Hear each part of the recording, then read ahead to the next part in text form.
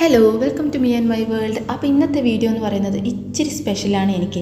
അപ്പോൾ ഇന്നൊരു നാരങ്ങ അച്ചാർ ഉണ്ടാക്കുന്ന വീഡിയോ ആണ്. അപ്പോൾ ഇതുണ്ടാക്കാൻ പോകുന്നത് ആരാണ്? ഞാനല്ല. അപ്പോൾ ഈ നാരങ്ങ അച്ചാർ ഉണ്ടാക്കാൻ പോകുന്നത് നെക്സ്റ്റ് റൂമിലെ തമിഴ്നാട്ടിൽ നിന്ന് വന്ന ഒരു അമ്മമ്മയാണ്.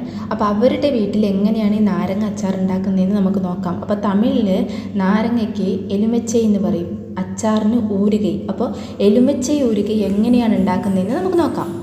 അപ്പോൾ എൻ്റെ അടുത്തൊരു 13 നാരങ്ങ ഉണ്ടായിരുന്നു. അപ്പോൾ അത് വെച്ചിട്ടാണ് നമ്മളിന്ന് നാരങ്ങ അച്ചാർ ഉണ്ടാക്കാൻ പോകുന്നത്.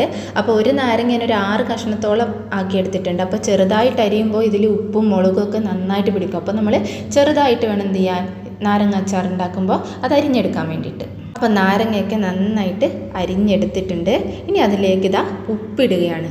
ഉപ്പ് അപ്പോൾ കല്ലുപ്പാണ് എടുത്തിട്ടുള്ളത്. അപ്പോൾ ഉപ്പിട്ടിട്ട് അത് നന്നായിട്ട് ഈ നാരങ്ങയായിട്ട് എന്ത് ചെയ്യുക, മിക്സ് ചെയ്യുക. ഇതുപോലെ സ്പൂണൊന്നും ഇടാതെ നന്നായിട്ട് ഇങ്ങനെ കുലുക്കിയാണ് എന്ത് ചെയ്യുന്നത്, മിക്സ് ചെയ്ത് ഇതുപോലെ ലൈറ്റായിട്ട്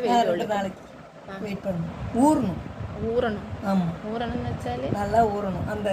அதில் சொதறணும். அந்த பழத்தை கூட அந்த உப்பு சொதறணும்.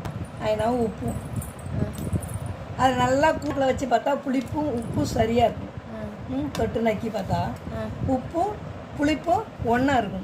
നാരങ്ങയായിട്ട് ഉപ്പൊക്കെ മിക്സ് ചെയ്ത് നമ്മളിത് 2 ദിവസം എന്ത് ചെയ്യണം, കുറച്ച് വെയിൽ കൊള്ളിക്കണം. അപ്പോൾ ഉപ്പ് നാരങ്ങയായിട്ടൊക്കെ നന്നായിട്ടൊന്ന് പിടിച്ചു വരും. അതിനുശേഷം 2 ദിവസത്തിന് ശേഷമാണ് നമ്മൾ ഈ അച്ചാറിൻ്റെ ബാക്കി പരിപാടികളൊക്കെ ചെയ്യുന്നത്.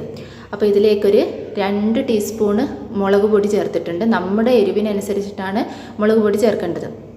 ഇനിയുള്ള പരിപാടി എന്ന് പറഞ്ഞാൽ കുറച്ച് കടുകും പിന്നെ ഉലുവയും എടുത്തിട്ട് ഇതുപോലൊന്ന് ജസ്റ്റ് ഒന്ന് ചൂടാക്കിയെടുക്കുക. ഒരുപാട് നേരമൊന്നും വെക്കുന്നില്ല, ജസ്റ്റ് ഇതുപോലൊന്ന് ചൂടാക്കിയെടുത്തിട്ട് അത് മിക്സിയിൽ വെച്ച് എന്ത് ചെയ്യുക, പൊടിച്ചെടുക്കുകയാണ്. ഉലുവയുടെ കളറൊന്ന് മാറി വരും.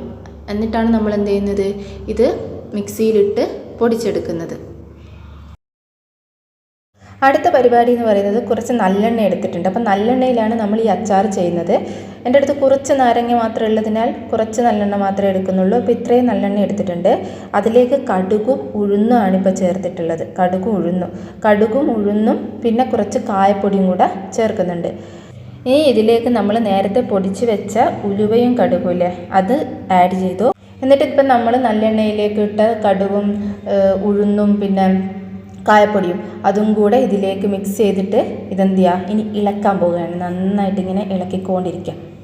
അപ്പോൾ ഇതിങ്ങനെ കുറച്ച് നേരം ഇങ്ങനെ ഇളക്കിക്കൊണ്ടിരിക്കുമ്പോൾ ഇതിൻ്റെ എന്ത് ചെയ്യും, തിക്നെസ് ഇങ്ങനെ കൂടി വരുന്നതായി കാണാം. ഇപ്പോൾ ഇതൊരു വെള്ളം പോലെയല്ലേ ഉള്ളത്. അപ്പോൾ കുറച്ച് നേരം ഇതിങ്ങനെ ഇളക്കിക്കൊണ്ടിരിക്കുമ്പോൾ ഇതിൻ്റെ തിക്നെസ് ഇങ്ങനെ കൂടി വരുന്നതായിട്ട് കാണാം. അപ്പോൾ ഇത് കുറച്ച് നേരം ഇങ്ങനെ ഇളക്കിക്കൊണ്ടിരുന്നതിന് ശേഷം വീണ്ടും ഒരു 2 ദിവസം ഇതിനെന്ത് ചെയ്യുന്നുണ്ട്, ചെറുതായിട്ട് വെയിൽ കൊള്ളിക്കുന്നുണ്ട്. ഞാനിപ്പോൾ ഈ റൂമിലേക്ക് അടിക്കുന്ന നല്ല ഇളം വെയിലില്ലേ, അതാണ് കൊള്ളിക്കുന്നത്. അപ്പോൾ ഇങ്ങനെ വെയിൽ കൊള്ളിക്കുന്ന സമയത്ത് ഈ നാരങ്ങയുടെ തൊലിയുടെ ആ കട്ടി ഉണ്ടല്ലോ, അതൊക്കെ നല്ല സോഫ്റ്റായിട്ട് മാറും. അപ്പോൾ അതിന് വേണ്ടിയിട്ടാണ് ഇങ്ങനെ വെയിലത്ത് വെക്കുന്നത്. അപ്പോൾ അവരുടെ വീട്ടിലൊക്കെ ചെയ്യുന്ന സമയത്ത് ഈ നാരങ്ങ ഉപ്പും ചേർത്ത് മിക്സാക്കിയിട്ട് നമ്മൾ വെയിലത്ത് വെക്കില്ല.